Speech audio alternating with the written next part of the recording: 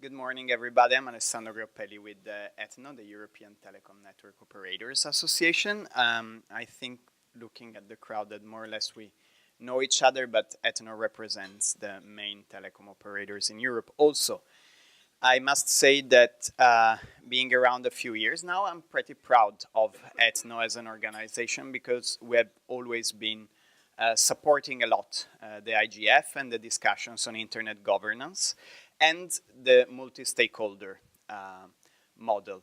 And that's something that probably my Director General couldn't say, but I'll say it. I'm also proud that we have her as our Director General because Lise Fur has been one of the minds and the people who worked on the transition of ICANN to the multi-stakeholder community. So these topics are really at the heart of who we are, also as individuals within the association. What is IGF to us and to our members? So the good thing of sitting at ETNO is that we can speak with a lot of our companies, Orange, Telefonica, BT, Deutsche Telekom. So I surveyed a bit in the past days to prepare, and I would say that the IGF to us is three things mainly. First of all, it is a place for open exchange with all stakeholders. As it was said before, it's the forum where you discuss some very relevant policy issues and you try to advance the discussion on it. Secondly, it's a place where you anticipate some future debates.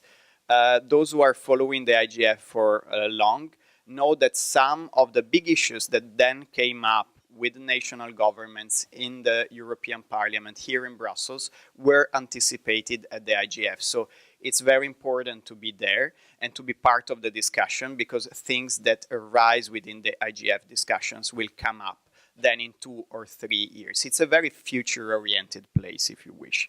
Third is a place for cooperation of all the stakeholders, the industry, the civil society, and the governments, which brings me to the second part of what I wanted to say. How can we improve the IGF? It was said before that there are some stakeholders that have been not so present or so vocal or so distinctively effective, let's say, in the debate in the past years. So there is for sure a need of more and more involvement from the industry side, but also from the government side. We observe that there are some European governments that are doing very well in this field, and it's amazing what the French managed to do in such a short time frame to organize IGF. But it's clear that all those who also have democratically established responsibilities as to the internet take part into it.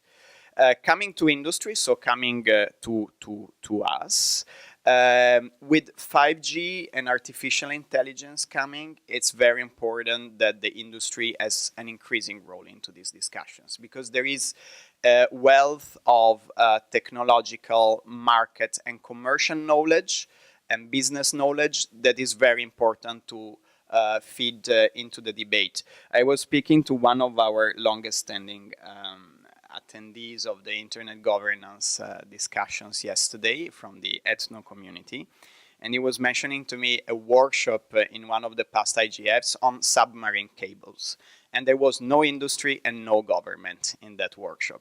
And clearly, when you are talking submarine cables, you're talking geopolitics, and you're talking heavy investment, and you're talking highly technical things. So it's important that in how we shape the workshops going forward, and already this year we see some good results there.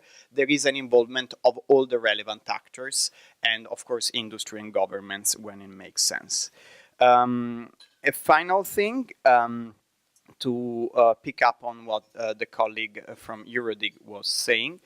We see some good practices within Eurodig that could be brought also to the IGF. For example, when it comes to taking stock of the discussions of the IGF and bringing them to the next IGF, the model that you at Eurodig have shaped, the messages from, that provide a neutral summary on what has been discussed, seems to us a very sensible model for transferring knowledge and making things actionable.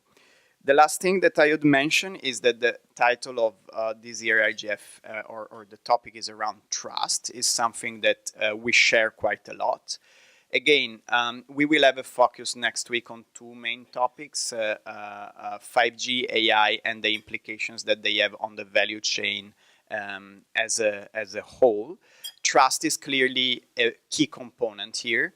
And there is a key role for the European Union and the European stakeholders, including industry, to talk about trust. That's something that is a general point for ETNO. You might have seen it also in the speeches of our CEOs in a recent conference here in Brussels at the Financial Times. We believe that European companies are well placed to develop European products and solutions that are trusted by citizens when it comes to this digital world. You mentioned a lot of the latest cases in the digital space. We feel that with more European solutions to these things, we can really make a difference for users and for citizens. Thank you.